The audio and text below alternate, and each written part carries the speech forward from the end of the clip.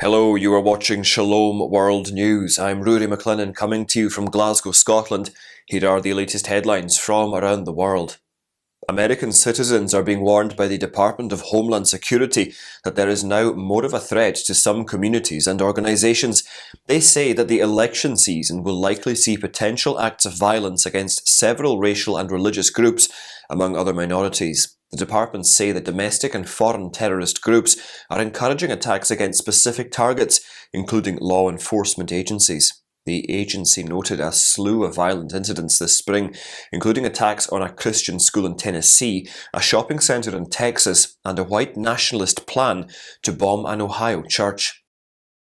After two important international mediators expressed frustration with the ongoing truce violations, the warring parties in Sudan have agreed to extend the ceasefire in their struggle for control of the African nation. In a joint statement released on Monday, Saudi Arabia and the United States announced a 5-day extension of the ceasefire between Sudan's military and the Rapid Support Forces paramilitary unit. The statement said the extension will give time for additional humanitarian aid, the restoration of essential services, and discussion of a potential longer-term extension of the ceasefire. Pressure had been on both sides to maintain the ceasefire, which was set to expire on Monday, May the 29th. This was as residents reported hearing street fighting in the north of the capital city Khartoum, as well as artillery fire in the south of the city. Pope Francis has lauded the Family Global Compact initiative, which is being introduced to enhance family welfare.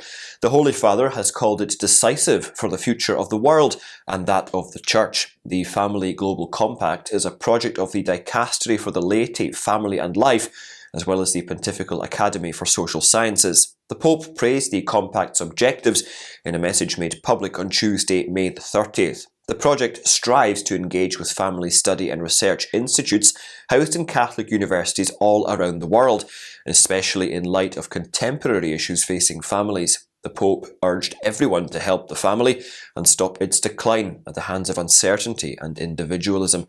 The Holy Father also thanked all those who have joined the Family Global Compact and invited everyone to dedicate their creativity and confidence to efforts that help put the family at the heart of pastoral and social commitment. Thousands of pilgrims have visited the Missouri Abbey, where the surprisingly intact body of an African-American nun is on display in a glass sarcophagus. Before being transferred to a glass case, the body of Sister Wilhelmina Lancaster was taken across the grounds of the Abbey of Our Lady of Ephesus by nuns belonging to the Benedictine Sisters of Mary, Queen of Apostles congregation she had founded. The nuns prayed the rosary and sang hymns as they processed with the body of their foundress. It was on the 18th of May that the grave of Sister Wilhelmina was exhumed and found to be surprisingly well preserved, except for mould covering her habit and exposed body parts. The sisters claimed they meant to keep their discovery a secret, but word spread, with the Abbey in Gower in Kansas City receiving widespread media attention. The Christian Association of Nigeria is urging the new president to prioritise the security concerns and economic struggles of the people in the country. The president of the largest Nigerian Christian organisation is also calling on President Bola Tinubu to cooperate with all Nigerians, regardless of their political, racial or religious affiliations. Reverend Daniel Oko has cited several challenges Nigerians face and pointed out that strong and decisive leadership is needed. He has also implored President Tinubu to work tirelessly to find lasting solutions that would enhance the standard of living for the citizens of the most populous nation in Africa. The governing board of the Washington Elementary School District in the American state of Arizona has reversed its decision that banned Arizona Christian University students from teaching in public school classrooms. This was included in the settlement agreement for a religious discrimination lawsuit filed against the school district by the university. The agreement was reached 2 months after Alliance Defending Freedom filed a lawsuit alleging a First Amendment violation on the part of the school district. The varsity was granted an additional 5 years of student teaching experience, which must be renewed annually under the new placement agreement that allows Christian student teachers to return to the classroom. The school district also consented to pay $25,000 in legal expenses. Following a meeting with Pope Francis, renowned film director Martin Scorsese has declared he will produce a movie on Jesus Christ. The legendary director is currently in Italy for cinematic and religious events. After his meeting with the Holy Father, Scorsese said that he would start writing a screenplay for a film about Jesus in response to the Pope's appeal to artists. The American director, who is of Italian descent, announced as much over the weekend during a conference at the Vatican. Scorsese and his wife, Helen Morris, had a brief private audience with the Pope at the Vatican before attending the Global Aesthetics of the Catholic Imagination Conference. Pope Francis has made the American Diocese of Las Vegas in Nevada an archdiocese and nominated its shepherd, Bishop George Leo Thomas, as its first archbishop. This was announced by the Vatican on the 30th of May. The new archdiocese will have the Diocese of Reno and Salt Lake City as its suffragan territories. The new archbishop said he was deeply honoured and humbled by the significant recognition. Along with a group of pilgrims, the new archbishop will travel to the Vatican to be given the sacred pallium on June the 29th, that being the feast of Saints Peter and Paul. This woolen vestment is presented to new archbishops by the Pope as a symbol of their authority in their ecclesiastical territory.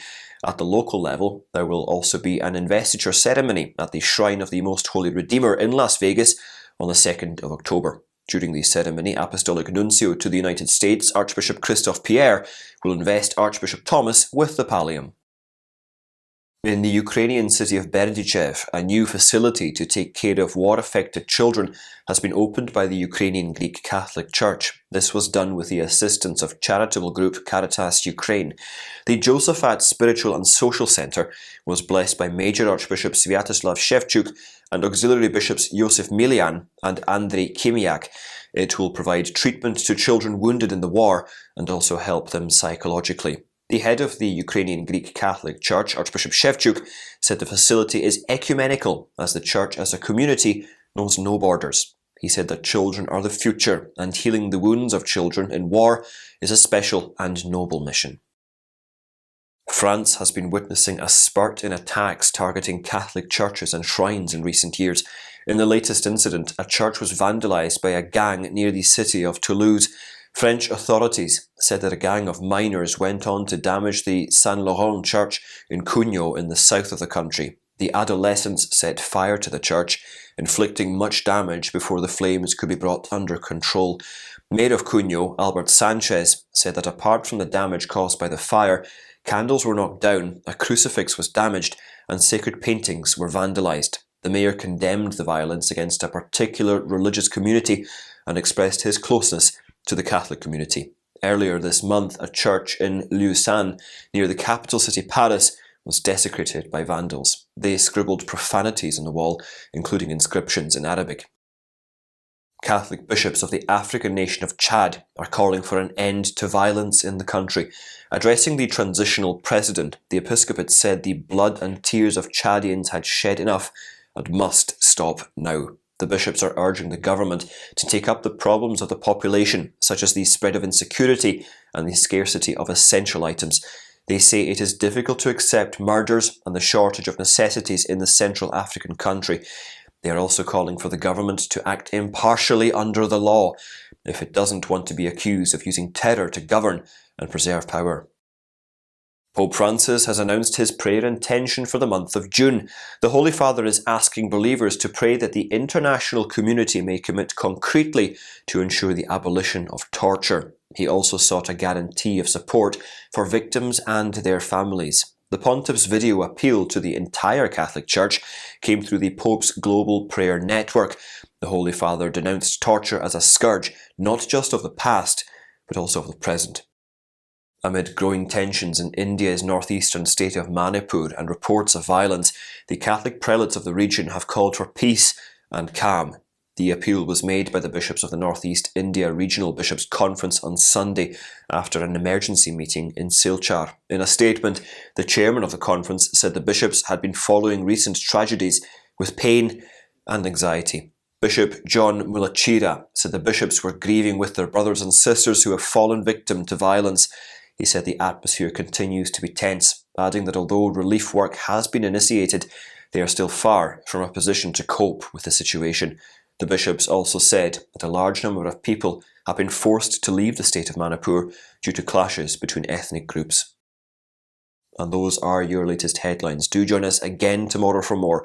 And do remember, you can always visit swnews.org for more updates. Shalom.